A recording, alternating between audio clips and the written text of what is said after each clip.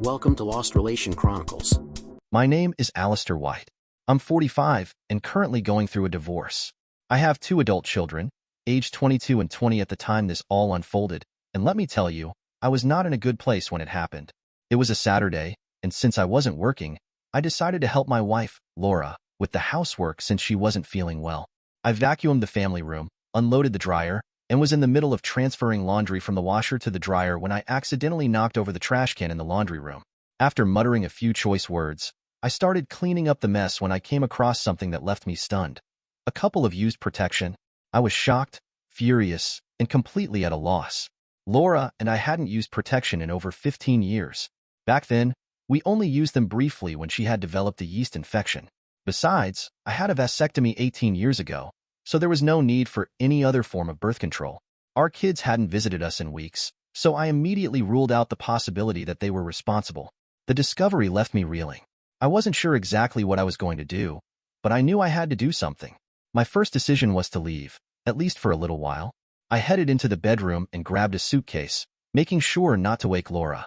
She really was unwell, and despite how angry I was, I couldn't ignore the fact that I still loved her. I quietly packed enough clothes to last me a few days.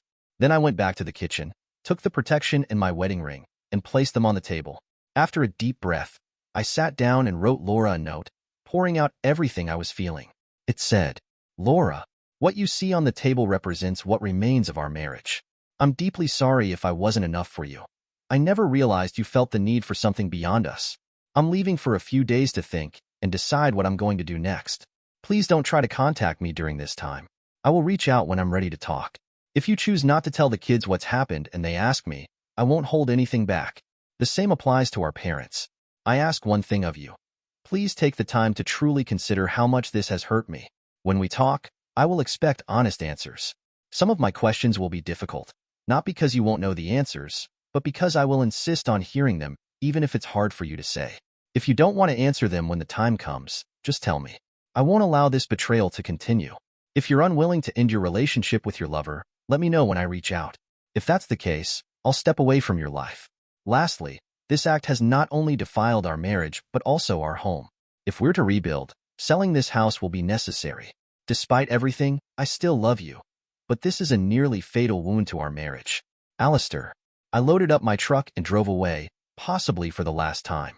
The weight of everything hit me hard, and I had to pull over several times to wipe my eyes and regain composure. I wasn't paying much attention to where I was going at first, but I eventually realized I was heading toward the cabin my grandfather had left me. It was the perfect retreat. No phone, no cell service, and no internet. A place where I could think clearly and sort through my emotions. Without hesitation, I turned off my cell phone and kept driving. For the next 3 weeks, the cabin became my refuge. I stayed there, except for going to work, and made it clear to my workplace that I wasn't taking any non-business calls. During my lunch breaks in town, I took steps to protect myself financially. I moved some of the money from our joint savings into separate accounts to ensure at least half of it would be secure. Laura hadn't worked in years, so I knew that if we ended up divorcing, it would be costly for me. Thankfully, my grandfather's trust fund and the cabin were protected assets, giving me some peace of mind. After weeks of reflection, the raw intensity of my emotions began to settle, and I made my decision. On my way back toward town, I turned my phone back on once I got within range. When I checked my messages, I saw missed calls from about 10 different people. In addition to Laura, there were calls from my kids, our minister, both sets of parents, and a few numbers I didn't recognize. Finally ready to confront what awaited me, I dialed home. When Laura answered the phone, I asked her directly if she was ready to answer my questions truthfully. Her response was immediate and unexpected. She burst into sobs, telling me that the police had been looking for me as a missing person and had questioned her to see if she'd harmed me. I waited for her to calm down, but when she finally stopped rambling, I repeated my question. Was she ready to give me honest answers? Instead of answering, she started babbling again. Frustrated and unable to get through to her, I hung up the phone. Next, I called my kids. Ethan, my eldest, answered. His first question stunned me.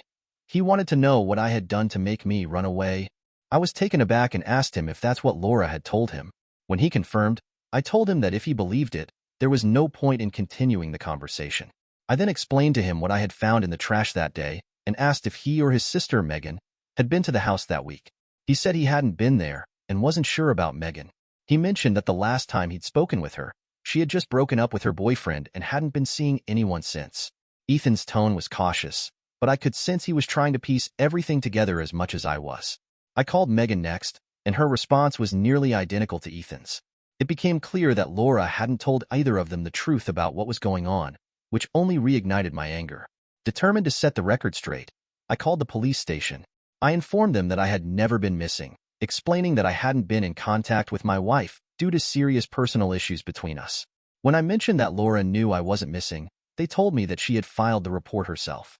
They said they would review the situation and consult the prosecutor about the possibility of filing charges for a false police report. After dealing with the police, I called both sets of parents.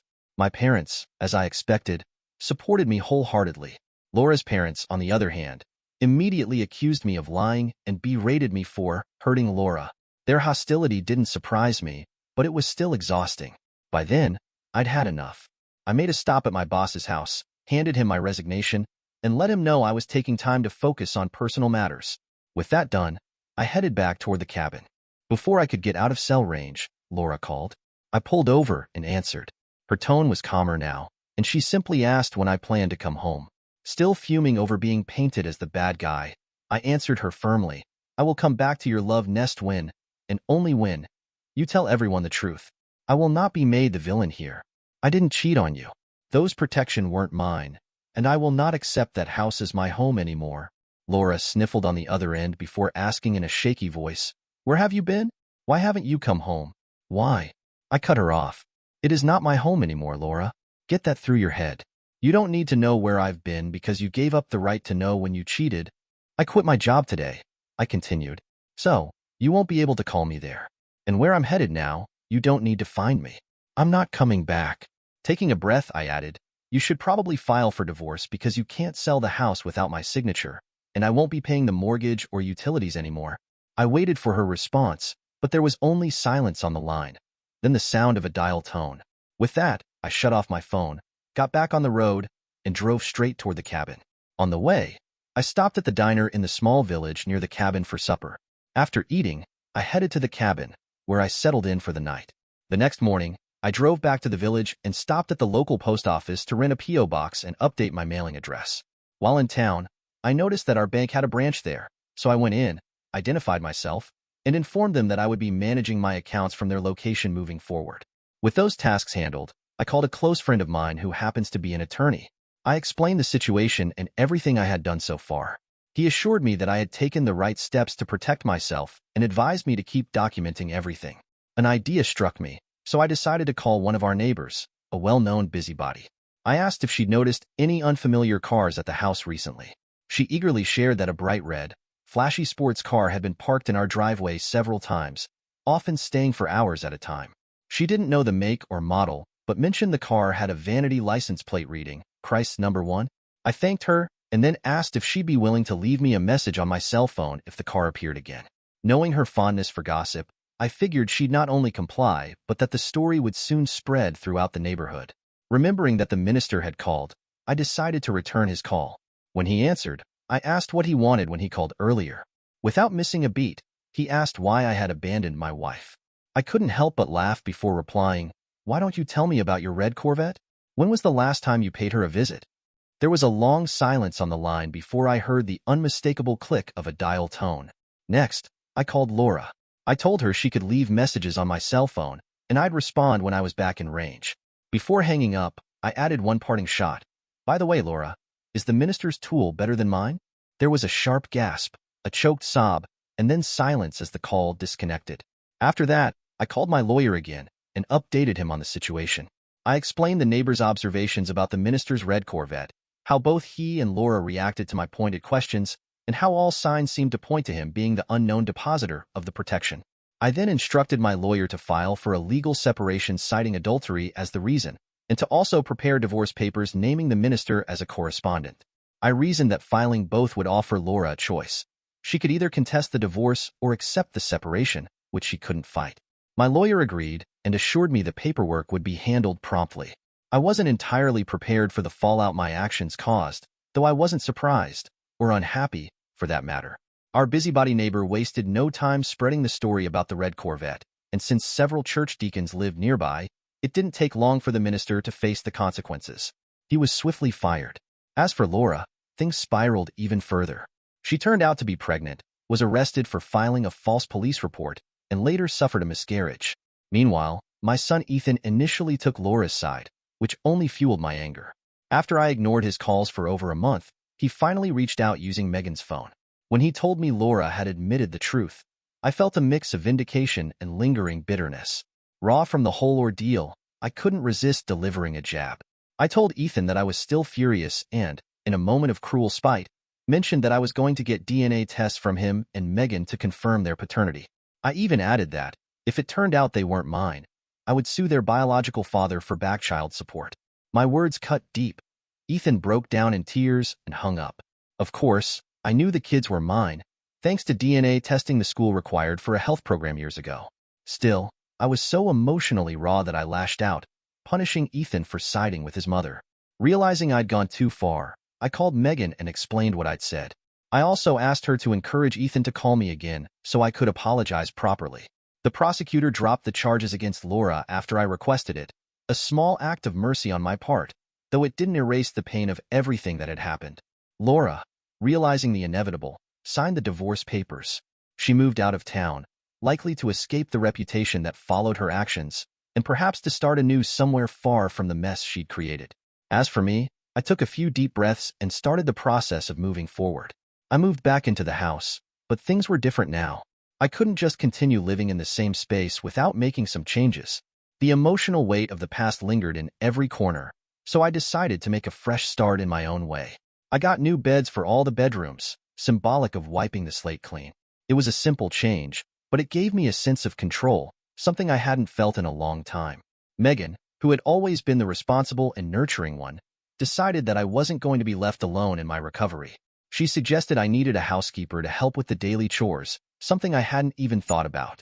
She moved back into the house to oversee things and make sure I didn't go down the same self-destructive path that I had in the past. Megan never did date again. When I asked her if she had thoughts about finding someone, she looked at me and simply said that no one could ever measure up to the kind of man she wanted. No one is as good as my daddy, she told me one evening. It struck me in a way I hadn't expected.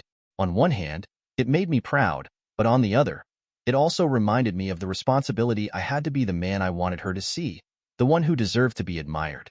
Then, out of the blue, my old boss called. It had been a while since we'd spoken, and I hadn't expected to hear from him.